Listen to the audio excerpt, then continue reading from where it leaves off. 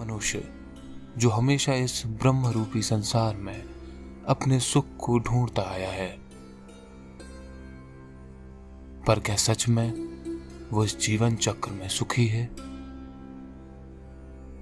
एक वक्त है जो रुकता नहीं, एक मैं हूं जो ठहरता नहीं, एक दौर है जो जी चुका हूं मैं, एक उम्र है जो जीना चाहता हूं, एक ख्याल है जो जाता नहीं, एक सादगी है जो मिलती नहीं।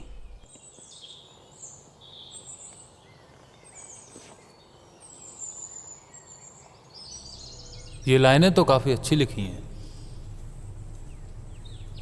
काफी कुछ सीख के यहाँ आया हूं। जायज है उससे मुंह दिखाते वक्त नाराज नहीं करना। मैं हृदयम। और आप? मैं आराम। रिदम काफी आकर्षित नाम है। मैं काफी देर से देख रहा हूं, आप इस शिला को बड़ी बारीकी से देख रहे हैं। क्या करते हैं आप? बस यूं ही देख रहा था। वो क्या है ना, आदत सी पड़ गई है जी। खुद एक पुरातत्ववेत्ता होने के थोड़े से फायदे भी है। ओह, पुरातत्ववेत्ता? मतलब आप भी गड़े मुर्दे उखाड़ते हैं? जी, वैसे आप क्या करते हैं? मैं वो हूं जो परखता हूं। क्या परखते हैं आप? तुम्हें पता है तुम मरने वाले हो। जी बिल्कुल, मरना तो सबको ही है एक दिन। तुम्हें मौत से डर नहीं लगता, जिससे दुनिया का हर एक इंसान डरता है? जिंदगी से जितना भागना था भाग लिया। अब बस सुकून से उस पेड़ के छाव में बैठना चाहता हूँ। वैसे भी वक्त से बड़ा कौन। तुम्हें जीने की इच्छा नहीं है? हर किसी को उसकी ज़िंदगी प्यारी होती है, और वो पूरी ज़िंदगी उस झूठी खुशी को सच मान लेता है, जो कि उसे दूर से आकर्षित करता है। इंसान को उसकी जिंदगी से क्या चाहिए? अरे बहुत कुछ। इंसान भी कितना अजीब है ना, अपने जीवन में खुश रहने के लिए हमेशा परेशान रहता है, और अंत में अपने ही भीतर श्वेत सा शांत हो जाना चाहता है, लेकिन हो नहीं पाता, और फिर से इस चक्र में फंस जाता है। मरने के बाद कैसी जिंदगी? इंसान एक बार मर जाता है तो उसका तो जीवन चक्र ही खत्म हो जाता है। शरीर तो एक पर्याय है, अस्तित्व कभी नहीं मिटता। या कभी भी कोई जानवर पेड़ पौधा बन जाता है, या बनता भी है या नहीं, उन्हें भी नहीं पता। तो ये कौन तय करता है कि कौन क्या बनेगा?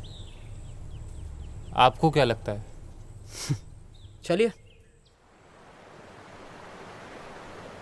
मेरे हिसाब से ये आपके कर्मों पर निर्भर करता है। जैसा आप बोलोगे, जैसा आप सोचोगे, वैसा ही फल पाओगे। और ऐसा ही तो सदियों से चलते आ रहा है। ओह, कर्म। कर्म। हाँ वही, मतलब सुना है ऐसा कुछ। सच में ऐसा कुछ होता है क्या? मतलब ये कैसे मान लें कि ये सारा का सारा खेल कर्म का है? अच्छा, कर्म का सारथी कौन है, आपको पता है क्या? ये तो पता नहीं, लेकिन सब एक ही वस्तु रूप के पीछे है, एक ही मोह के पीछे है। सबका लक्ष्य भी एक ही है। ये तो संसार का नियम है, और यही तो जीवन का सार है। मतलब जैसे हमें इस जीवन के कर्म याद हैं और पिछले जीवन के कर्म याद नहीं रहते, तो अगर ऐसा चलता रहा तो ये कर्मों का दौर तो कभी खत्म नहीं होगा।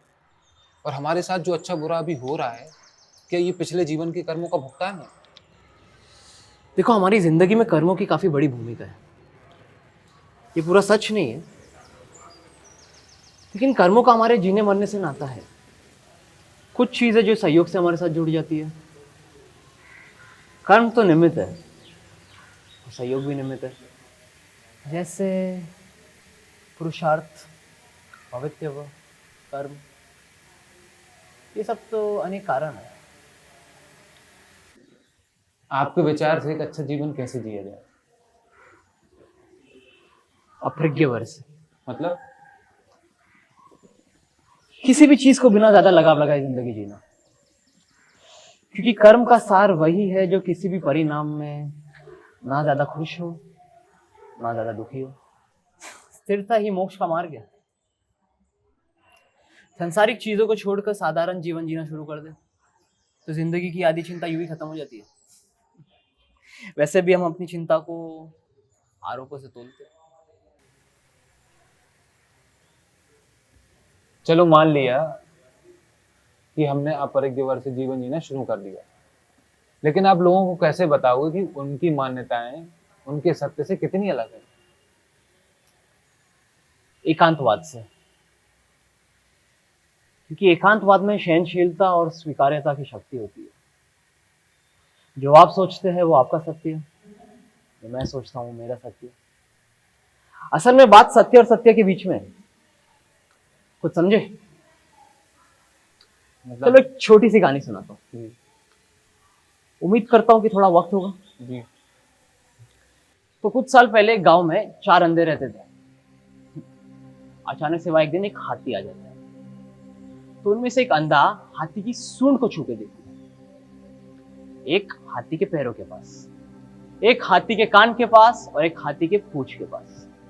तो जब उनसे पूछा जाता है कि तुमने क्या महसूस किया, तो उनमें से जो अंधा हाथी के कान के पास रहता है वो कहता है कि मैंने एक पंखा महसूस किया। जो पैर के पास रहता है वो कहता है कि मैंने एक खंबा महसूस किया। जो पूंछ के पास रहता है वो कहता है कि मैंने एक झाड़ू महसूस किया।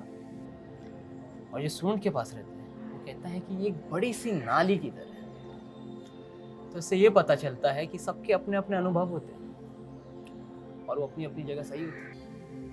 इसी तरह इंसान बचपन से हमेशा छोटी सी छोटी चीज से लगाव लगा बैठता है ना, और जिंदगी भर उसे ही सुख मान लेता है। और उसे ये नहीं पता है कि वो जीवन में क्या नजरअंदाज कर रहे हैं। जीवन में उससे भी बड़ी चीजें हैं जिसे वो नजरअंदाज करता है और वास्तविकता से उलट जाता है।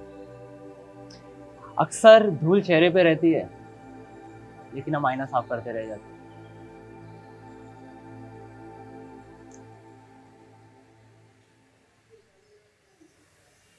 आपने कितना कुछ कह दिया अपने जीवन के बारे में, दुनिया के बारे में।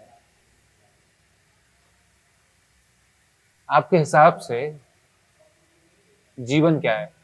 मतलब कुछ शब्दों में जीवन का वर्णन आप बताएं। मोह।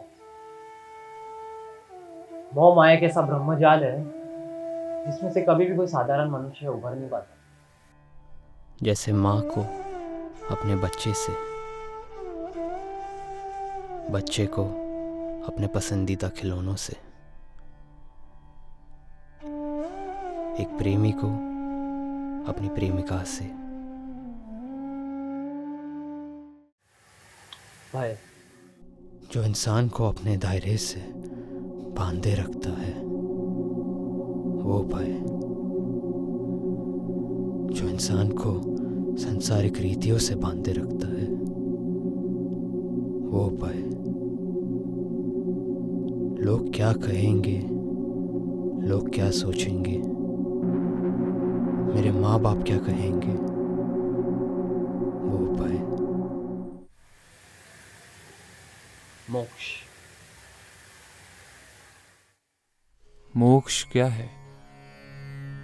क्या मौत ही मोक्ष है? वो श्वेत चादर जिसमें हर कोई ढल जाने वाला है। न भविष्य की चिंता, न भूतकाल की दर्दनाक यादें।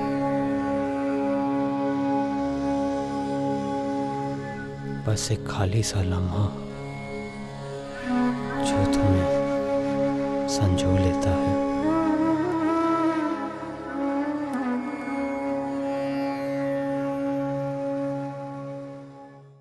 वाकई आपके विचार काफी अच्छे हैं। आखिर में आप कुछ कहना चाहोगे? दुनिया कर्मों पे चलती है। अगर आप अपने कर्म से लड़ोगे तो जीतोगे, वरना भटकते रह जाओगे ये जीवन चक्र में।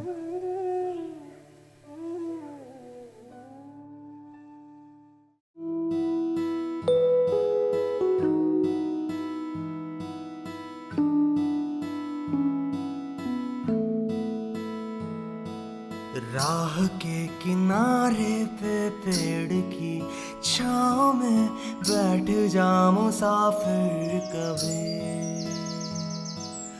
इतना क्यों है भागता, क्या तू वक्त से बड़ा बन गया है काफिर अभी। राह के किनारे पे पेड़ की छाँव में बैठ जा मुसाफिर कभी। इतना क्यों है भागता, क्या तू वक्त से बड़ा बन गया है काफिर अभी। मिल जाएगा एक दिन तुझे तेरा वो आसमां, जब गुम हुई है तेरी हंसी, तो सफर का क्या फायदा।